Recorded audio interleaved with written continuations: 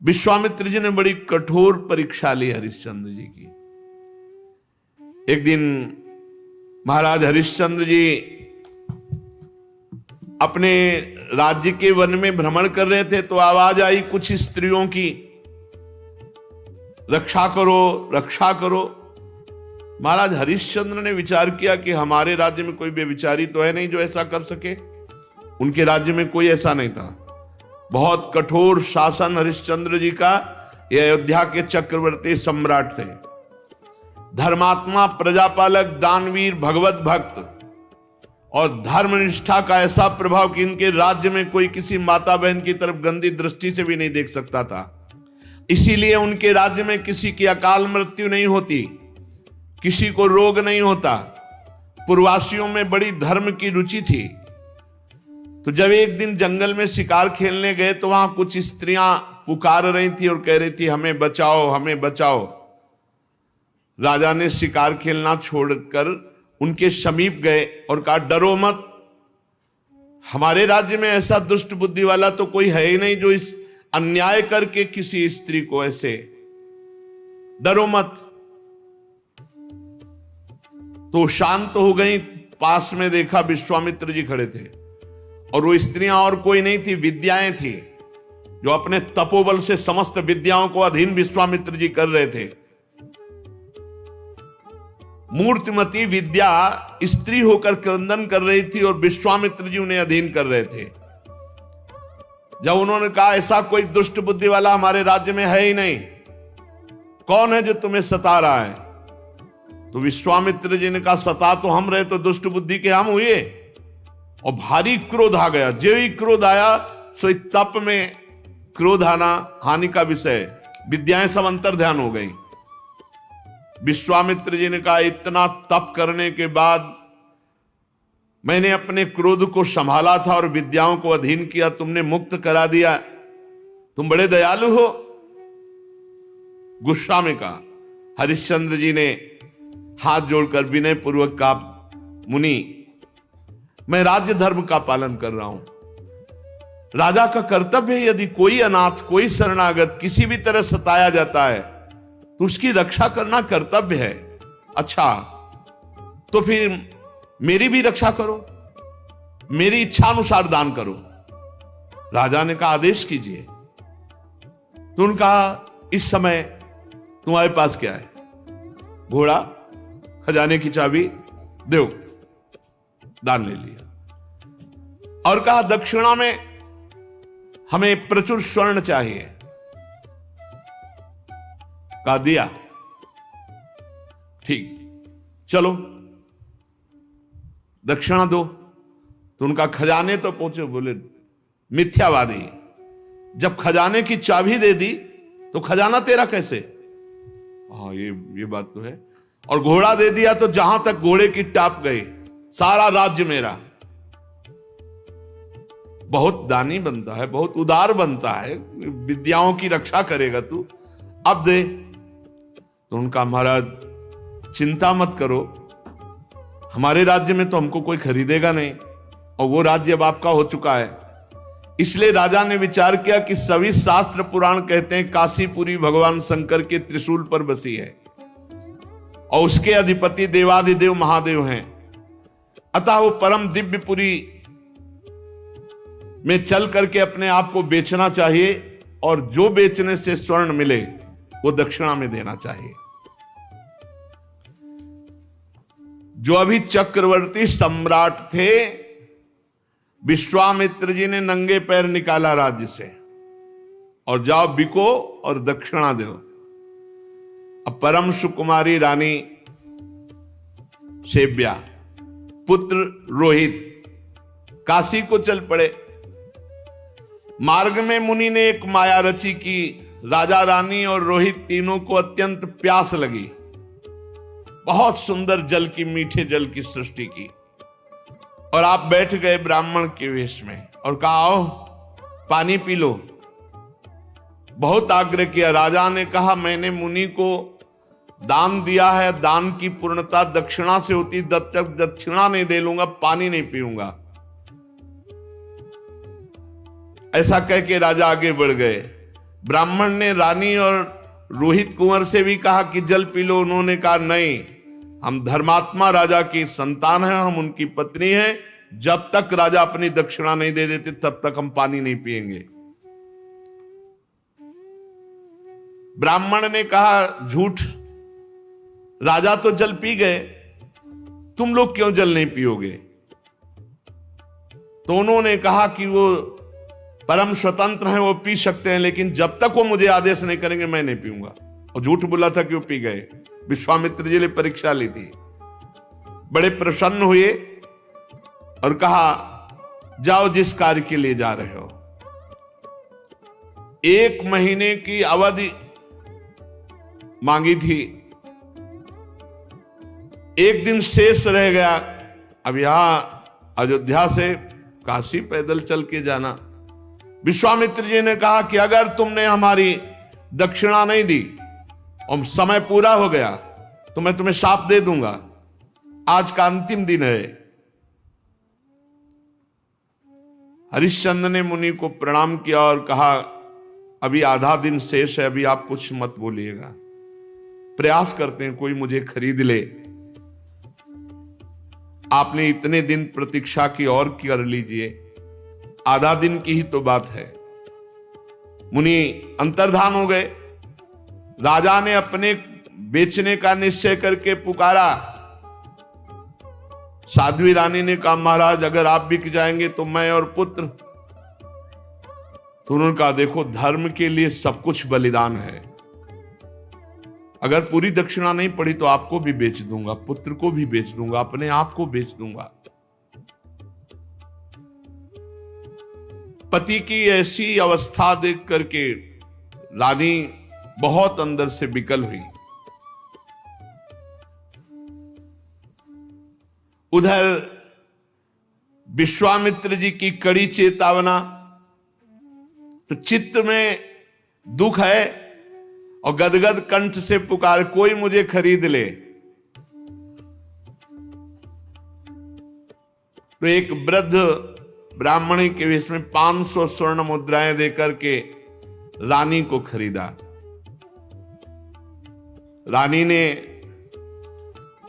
उस ब्राह्मणी से प्रार्थना की कि यथाशक्ति मैं घर की पूरी सेवा करूंगी, कभी इंकार नहीं करूंगी। मेरी 3 बातें आपको माननी होंगी।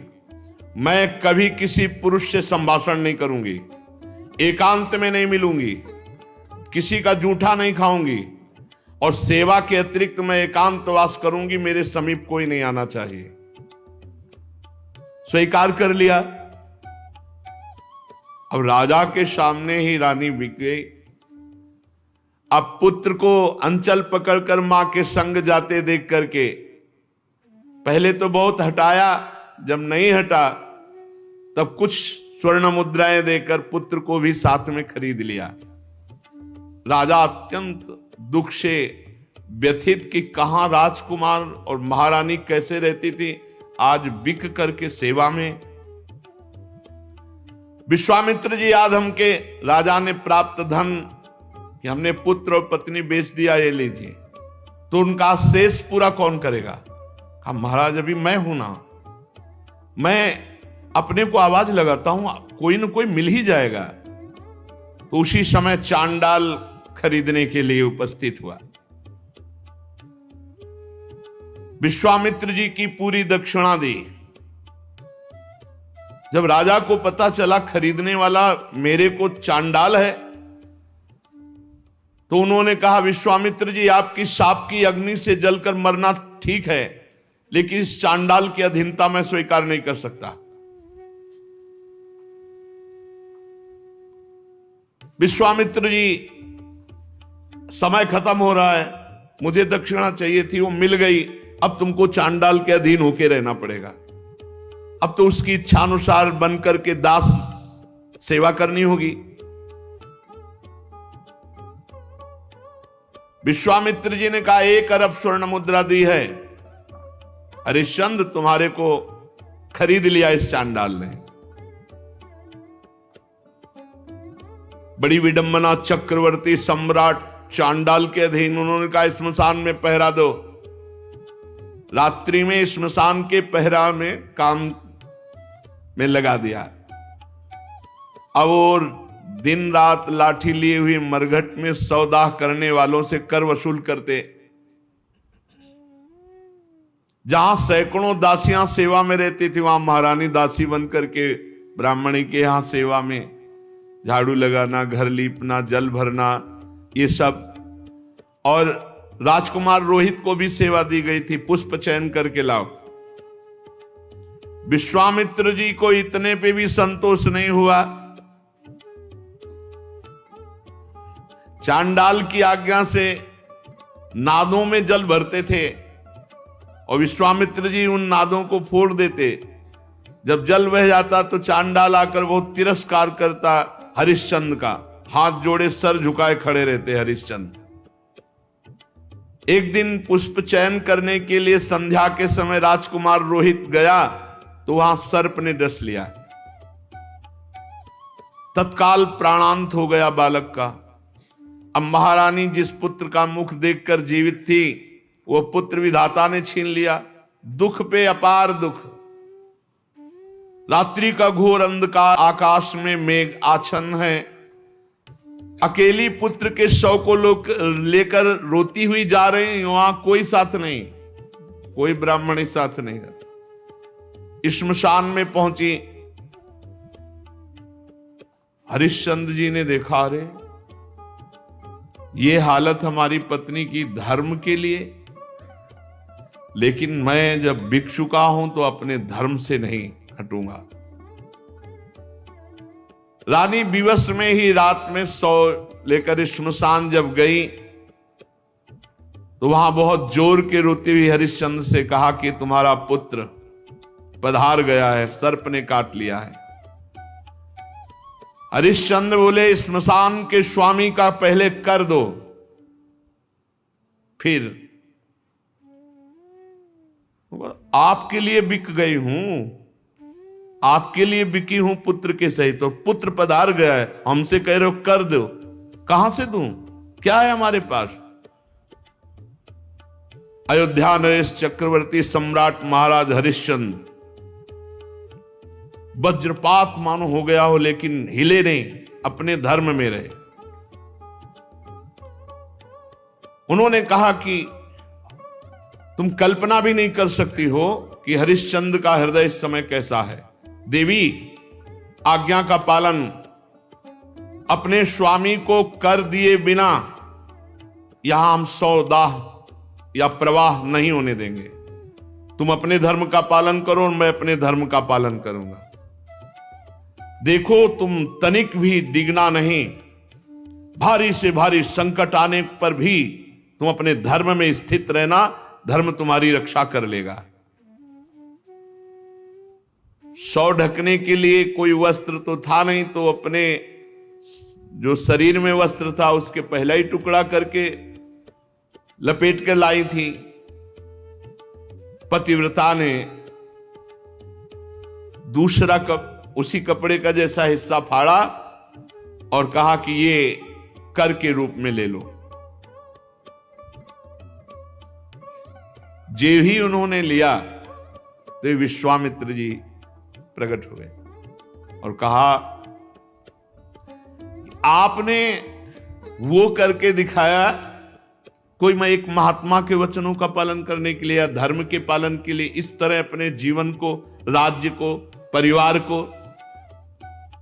उसी समय जो चांडाल ने खरीदा था वो प्रकट हुए और कहा, जानते हो मैं मूर्तिमान धर्म हूं, तुम्हें दास कौन बना सकता है। जो धर्मात्मा पुरुष है उसको किसी की त्रिभुवन में ताकत नहीं कि उसे दास बना सके। साक्षात धर्म, साक्षात धर्म ने ही चांडाल रूप होकर के खरीदा था। साक्षात अंबा अन्नपूर्णा ने ही, जो ब्राह्मणी के वेश में थी, वो कुंवर को और रानी को खरीदा था। देवराज इंद्र ने अमृत की वर्षा की, रोहित कुंवर जीवित हो गए। विश्वामित्र जी ने कहा, ये अपनी चाबी पकड़ो और ये लगाम घोड़े की, जाओ तुम्हारी जय हो, तुम माया पर विजय प्राप्त कर चुके हो। देवराज ने कहा कि अब तुम्हें मृत्युलोक का राज्य करने की जरूरत नहीं, सशरीर स्वर्ग की यात्रा करो। हरिश्चंद्र ने कहा नहीं, मर्यादा है, धर्म कहता है तो पहले यहां हम तप के द्वारा शरीर छोड़ेंगे, फिर जो भगवान गति देंगे। तो अयोध्या में पुनः महाराज हरिश्चंद्र जी आए। प्रजा जय जयकार करती हुई बहुत सुख में निमग्न हुई। सत्यात् परो धर्मः, सत्य से बढ़कर कोई परम धर्म नहीं, और जो धर्म का पालन करने के लिए कष्ट सहता है उसकी सदैव विजय होती है। ऐसे महाराज त्रिशंकु के पुत्र हरिश्चंद्र जी थे, जिनका यश सत्य के लिए विस्तार को प्राप्त हुआ। शेष चर्चा आगे। श्री राधा वल्लभ लाल की।